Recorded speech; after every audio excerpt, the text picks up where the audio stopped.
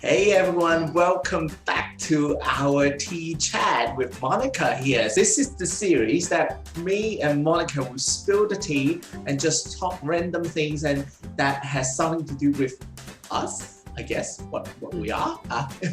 How are you today, Monica? I'm very good. Arthur, how are you? Very good, very good. Arthur, what are we going to talk about today? When it comes to marketing, you have digital marketing and they do identify you based on your heritage and such as and also like your age group or marriage or something like that. Have you ever come across some ads that you feel like what? Why am I seeing this? Yes, I have actually those, especially these days on social media platform, they use a lot of AI. Yeah. And suddenly when you're scrolling, and something pops up, it's like, woo, what's this? Is it me? Is that because they know this is me or they think this is me?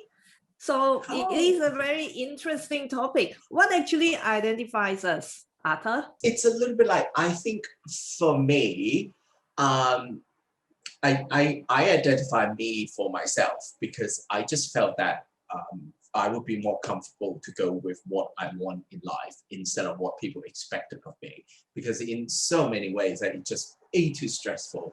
And for me, I don't work well with stress. So it's a little bit like, why do I want to like step into shit without and just I rather just avoid it. I just avoid it. And so I just put together my own life, my own way. But then I do understand that in a way that when people's perception or like, well, look, we're human beings do put people in pigeonholes and things like that. And then, look, I mean, come back to the ads stories a little bit. I even received ads to learn English. So I was like, is it that bad? I mean, am I really that bad? I mean, it doesn't make sense. I mean, yeah. So actually on that one, how about yourself? Because, sometimes that I think, well, I mean, not specifically to you, but I think many of the AI, they have the ability to guess out what the person's like gender, heritage, and such as for. But I like, because you do have a more unique last name, more unique than mine, Chan. So which is so. Do you feel? How do you feel like sometimes that do people presume of you based on, for example, your family life, your married life, or your professional life, and that mix of things?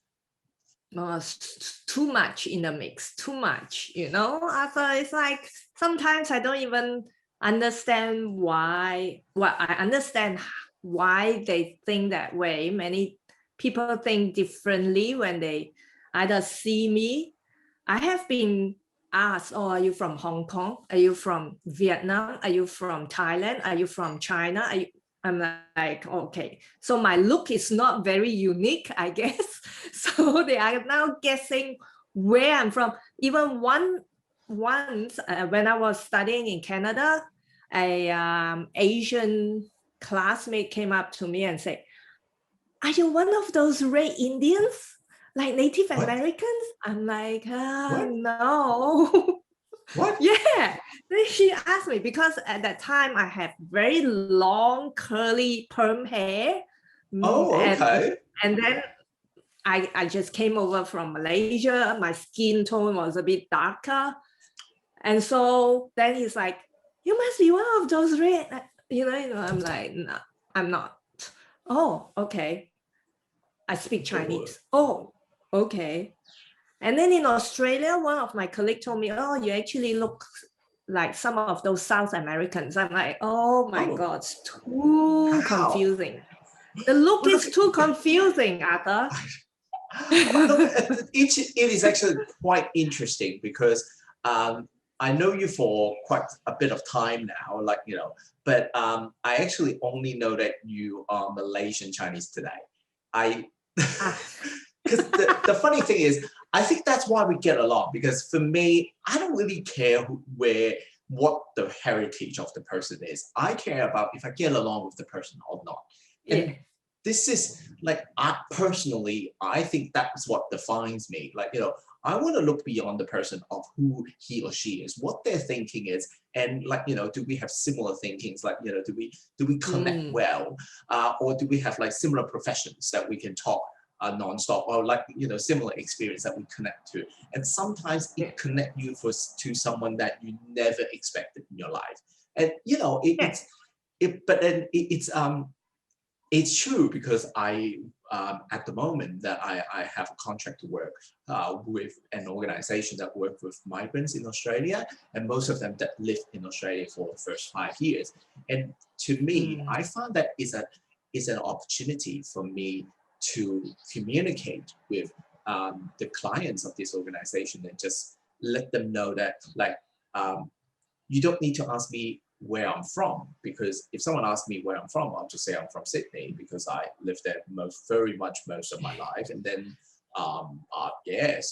but then if you want to know what my heritage is, you can actually ask, what's your heritage? And then I can tell them that I'm Hong Kong Chinese. One of the things that is how we see ourselves, it's different from how others see you. How other presumed of you. Sorry, how other presumed of you. It can be from a name, like, I married my husband, but I didn't change my last name until recently. One day my son was like, oh, you're not a Jurin. I'm like, ooh, what does that mean? I'm like, what? You are a 10, you're a 10, we are Jurin. Well, because I say, am I an outsider? I'm your mother. No, I mean, you can just tell your kid it's a little bit like, well, if I hyphenate my name, I'll be a tangerine. That's right. That is the reason why after 10 years, I married to my husband, I was considering, and I always talk about this combination with one of my friends, and she always say, do you want to be a tangerine? I'm like, I want to be a tangerine. Or she's like, what about 10-Jurin? What about just Jurin? What about, we are like working out the combination. It took me 10 years. And I was like, okay, I put everything in my name now, everything. Okay. So then now my son stopped saying that sort of things. But to a kid, they see the name as an identity. Maybe many people does that, I don't know. And then the other thing is we traveled to Europe one time, and then at the airport, my husband sitting next to me, and then there was this German lady. We were transiting to Thailand, and she said, oh, I always go to Thailand, for business. I said, oh, yes. And then she looked at me, she said, where are you from? I say, Melbourne. No, seriously, where are you from? Oh, I hate that. I'm like, seriously, I live in Melbourne. And then my husband said, I think she's asking where you originally from, like where you were born. I say, she asked me where I'm from Melbourne. That's my answer. It's such a strange thing that it's a little bit. I actually had another really interesting conversation with a very nice friend of mine who works at Melbourne Multicultural Hub, and it's actually on the Chatty Curated channel. Check it out. The links below or around the screen or something like that. But it's so true, because in so many ways that is, I think, for me, if I really want to find out someone's heritage, I would actually ask, what's your heritage? Instead of saying where you're from, because where you're from means so many things. Where you're from can be the suburbs that you live in, or the university you study. Because I mean, I'll just kind of like, oh, I'm from University of South Wales. That would be good enough. But then it would just kind of like, and I do find that it can become an uncomfortable conversation. Yes, it can be an uncomfortable conversation. However, once you get through that, you can go beyond that and look past whatever presumption you have with that, whatever cultural group that is, then Yeah. you can become a real friend of that person. And of course, like, you know, there are some assholes who doesn't care, who just use that presumption and run with it. Then they can just stay being assholes. For me, if you ask me, I'm proud of my heritage. But of course that I've grown to become someone else, like not someone else, something different. And, you know, I think that's actually one of the reasons that I think it would be great for us to do this episode, because I think no matter what your identity is, no matter what your color is, we want to build this environment for people to feel comfortable to talk about themselves. And sometimes talking about what's your heritage or where are you from is actually a great conversational point. So. That's right. And I think you are making a very good point that, you know, identity is such a complex thing. And even it can be a complex process in the making, because, you know, identity is not made out of one construct, but multiple constructs that define us and what we experience in our life.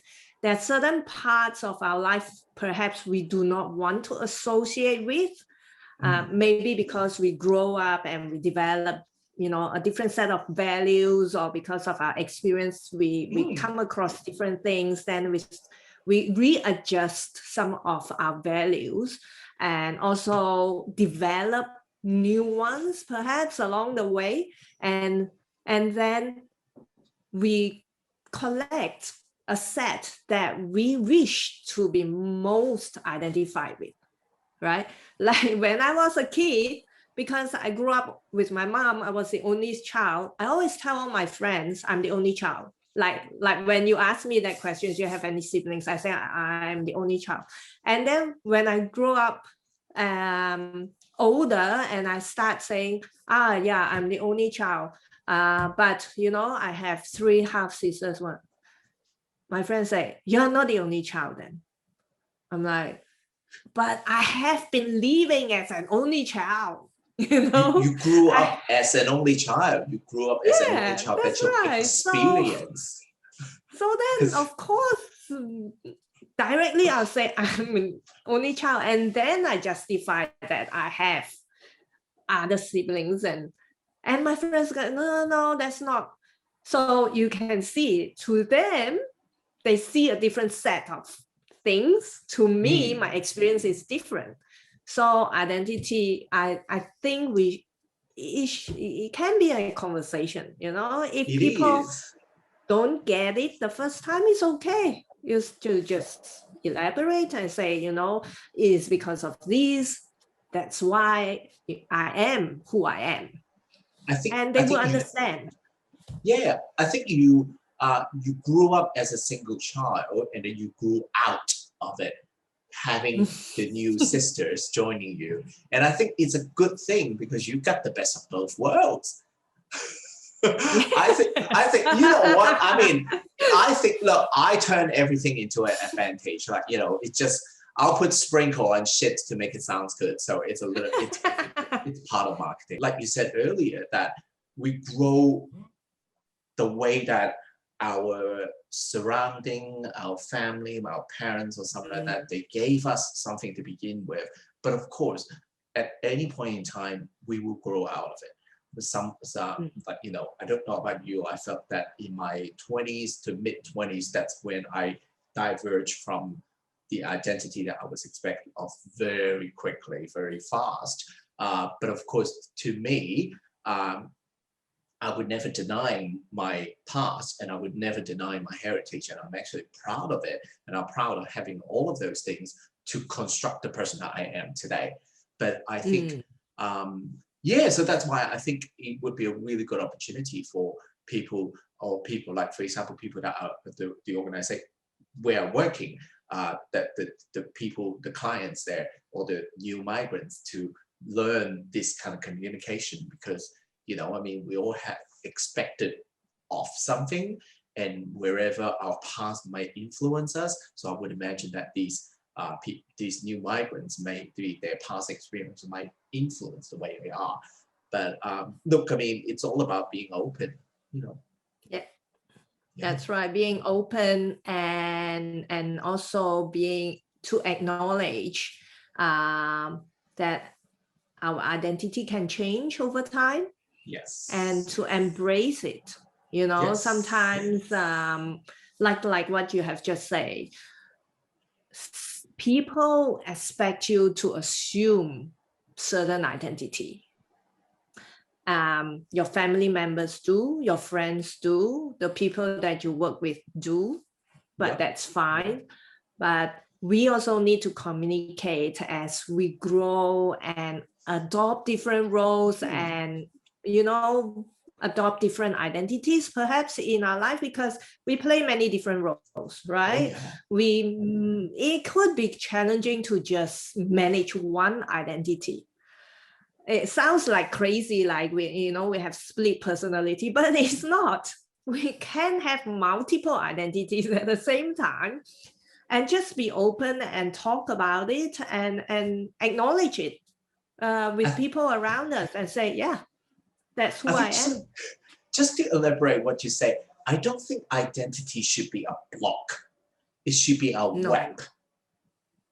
It should be a web of different things coming together. Because, you know, it just feels like it's because we all have different hats. Like I would presume that for you, that you have your professional hat, you have your family hat, and your social hat, and such as. And so am I. But I think, you know, it's really interesting. And well, I think this is the time that I think I want to talk about something a little bit interesting, if you may. I want to ask you, Monica, you told me once that you identify by a building. Oh, yes. Have you had that experience? So I studied in America for a bit, and me and my friends, group of Malaysian exploring America, went to Chicago, and then we were on this bus tour, and they were taking us around the city, and they say, oh, look at this building, this Sears Tower, which used to be one of the tallest building in the world, but no longer now, because the Malaysian has taken over the tallest building in the world by their twin tower. And technically that's not true, because they built two. This is a single tower.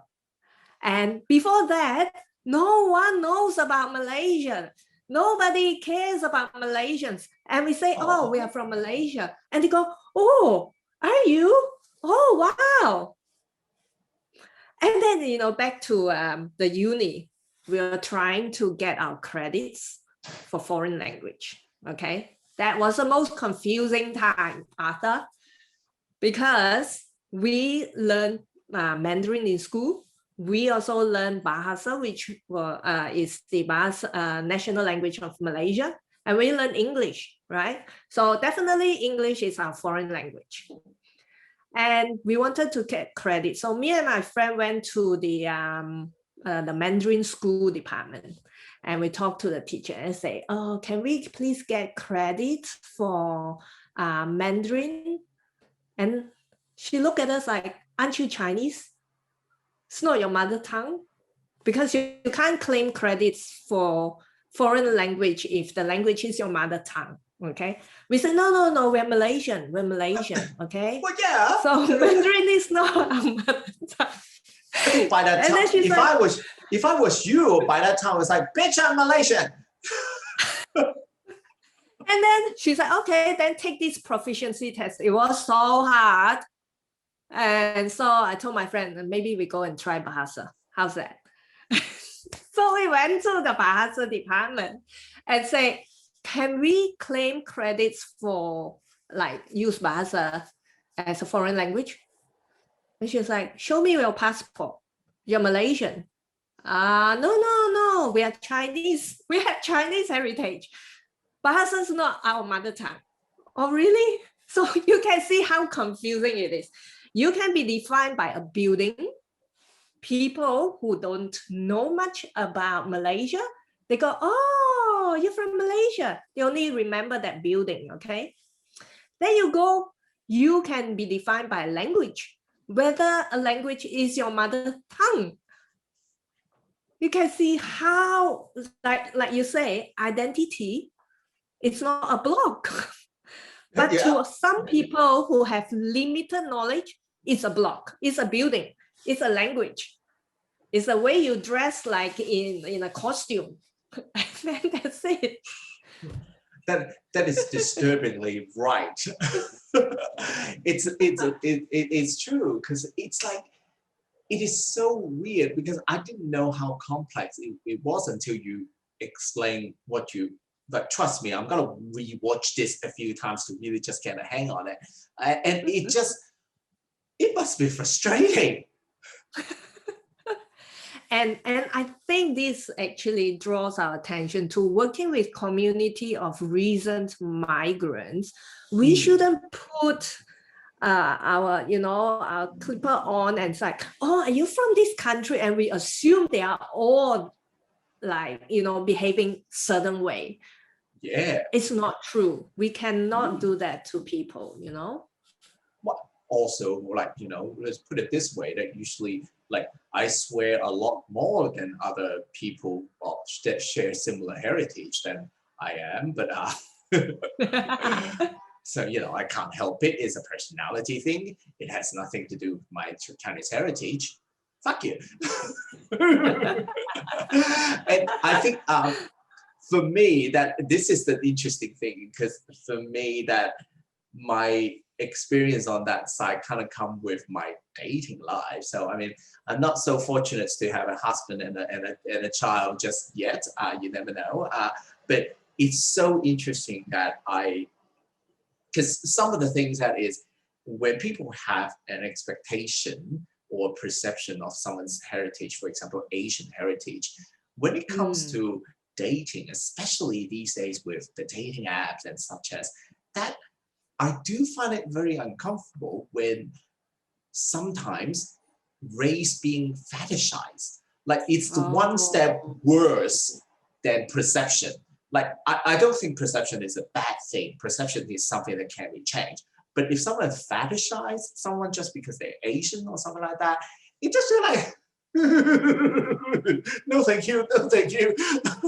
and yeah, because sometimes and also dealing with because look, I mean, I'm quite flexible with the men that I date, like, whoever it is. It's really an idea of, like, am I getting along with that person? But I notice some common things. If I'm dating someone a little bit older than me, then I find it very difficult to explain how my heritage is different from how I identify myself. While if I'm dating someone younger, on the other hand, I have a different type of problems, which is kind of explaining the complexity of identity themselves to, like, it's a little bit like, okay, there's no win in here. It's a little like older or younger. Both of them just doesn't work that way. So I just kind of like, yes. So well, it's very complex. One of my friend who told me she's also using a dating app, and she has a South Asian heritage. And she said to me, Monica, when I list myself, like, ethnicity, I say Asian, right? I'm from Asia. I say, yeah, you're from Asia, yes. But when they found out that I'm South Asian, they go, you're not Asian. These people have in their mind, Asian looks like you, Monica. Asian don't look like me. What the hell? It's a little bit like pointy eyes. It's a little bit like, they want fair skin Asian. She's like, why? I'm also Asian. I say, I know, but I don't know why they have certain block in their mind that this is Asian, this is not Asian. It's like, what the fuck? I mean, what?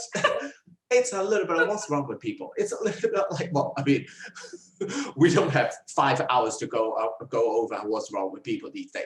But I think this is the thing, because, like, just like what we were talking about before, like digital ads or dating app and things like that, it's way easy for the developers, usually very monocultural or very, or even mostly male, mostly white as well. And then they just have this concept of a very easy identified short list of pigeonholes to put people in. And then suddenly that's how our world these days are constructed to look after. It's a little bit like, it's very complex. And the thing is, it's so weird. It's a little bit, look, I mean, well, hey, I never give up hope that one day I'll find someone good for me, that I can feel equal with. But then I also accept the fact that it's a little bit like, hey, I might be by myself for a longer period of time. But hey, if I survive COVID lockdown on my own, I can survive, yes. Don't worry, Arthur, you'll find someone just for you. I can tell you, before I met my husband, for a period of time, I did not date anyone, okay? And one day my mom called me and she said, I am fine as long as you are happy. I said, what do you mean? I mean, even if you want to have a girlfriend, that's fine with me. I was about to say that she probably think you're a lesbian. Yeah. Because I have many gay and lesbian friends. And it's fine. So then she's like, I say, but I'm not a lesbian. I'm not gay. She's like, oh, okay. I'm like, oh, now you are happy. She's like, oh, no. I'm just saying I'm happy regardless. Oh, okay. Then I found my husband, right? The first thing I told him, I said, I have a PhD because that has been a problem in the past. Oh, I can tell you that's part of my identity that works against me, okay? So he's like, so I said, did you hear me? I have a PhD degree. He's like, what's that? It has nothing to do with me. I don't care. There, he's my husband now. I think it's wonderful because I feel that, yes, it is the complexity that we're going through. But remember the place that we met? That place has a lot of people who are from a particular culture where they don't reward individuality, they don't reward development. And many of them just in this limbo state that waiting for someone to tell them what to do. And I feel really bad for them. Like, I don't feel bad for the shitty MD that they have there. Like, just kind of like, Anyway, but then I feel really bad for the young people that are working there. They are like in their 20s or something like that. It's a little bit like they finished university a few years ago and they barely have an identity. And I feel really bad for them. Of course, they have a really easy to explain identity. Most of them are from, like, they can just say that they're Chinese because they fit every single description that we were talking about before. But what I'm really concerned about them, I'm not saying that that's what all Chinese are, but I'm just saying that for this particular group that we met is that they don't feel empowered to step out of where people presume they are. And this can lead to a lot of issues because for me, I think both of us have that in common. It's like, if there's something wrong, we stand up for ourselves and say something about it. And this is important because this is how we improve the society and this is how we can make better. And this is also how we can prevent some of the bad things to happen to people. And when you are not feeling empowered to do something and grow out of what people expected of you, then it can be really detrimental for someone's health, well-being, development, and everything in between. So, so I think, you know what, I think this is also my marketer side of looking for the silver lining, or just an author side of looking for a silver lining, is that, yes, having this complex identity sucks when you have to deal with idiots. Yes, but but it's, I think I'm learning to see it as a blessing in disguise. What do you think? Yes. And I'm happy that I have the identity that I have, and it will keep changing. Yes. But at the same time, I acknowledge it's quite challenging. I don't expect everyone to understand. If those people who wish to spend a bit more time understanding, I'm more than happy to engage and have a conversation about it. That is just part of life, Arthur. Yeah. So what identifies me, Yes. I'm learning about it. I know what identifies me, and I'm happy to share it with people who wish to understand. And sometimes I remind myself, don't try to put a block identity on others, because I am complex. So are other people. We all are, and I think, and at the end of the day, that I hope that just like our other videos that we've done so far, is that this would help opening up the conversation, connecting with people with similar experience, or someone just interested in knowing someone else's experience to talk about it together. So I guess on that note, Monica, how people can find you on the fast space of the internet? You can drop a message below this video if you're watching YouTube, or you can actually send a private email to us if you don't want to put a message in public. We completely understand and we will respect that. It can be a sensitive topic. It can be. So that's why you don't have to comment if you don't want to. But of course, if you want to like and share or watch another video, that you're absolutely welcomed. And of course that, once again, thank you so much for watching this channel. And Monica, thank you for your time today. Thank you, Arthur. Tea time.